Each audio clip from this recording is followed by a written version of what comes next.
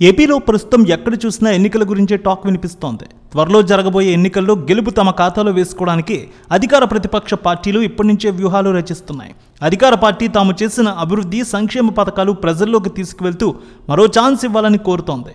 ప్రతిపక్ష పార్టీలు TDP, Janasena, BJP కూటమిగా ఏర్పడి అధికార పార్టీ గెలుపును ఆపేందుకు ప్రయత్నాలు చేస్తున్నాయి. జరగబోయే ఎన్నికల్లో సీఎం జగన్ ఒంటరిగా వెళ్తున్నారు. ఈ క్రమంలో వచ్చే ఎన్నికల్లో గెలిపే లక్ష్యంగా అభ్యర్థులను విడతల వారీగా ప్రకటిస్తూ ఉన్నారు. చాలా నియోజకవర్గాల్లో ఇన్ఛార్జీల మార్పు జరిగింది. కొంతమందికి స్థాన చలనం కూడా జరిగింది.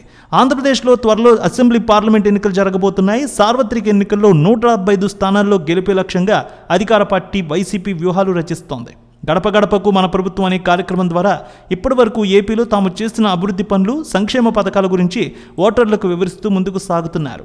అసెంబ్లీ, పార్లమెంట్ స్థానాల్లో అభ్యర్థుల విషయంలో పలు మార్పులు, చేర్పులు చేస్తున్నారు జగన్.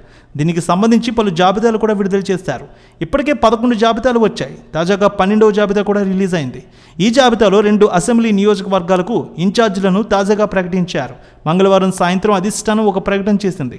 చిలకలూరిపేట అసెంబ్లీ సమన్వయకర్తగా కావటి మనోహర్ నాయుడు, గాజువాక అసెంబ్లీ సమన్వయకర్తగా మంత్రి గుడివాడ అమర్నాథ్ను పార్టీ అధిష్టానం నియమించింది.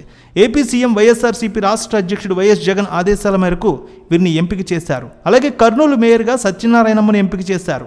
బివి రామయ్యను కర్నూలు పార్లమెంట్ ఇన్ఛార్జిగా ప్రకటించారు.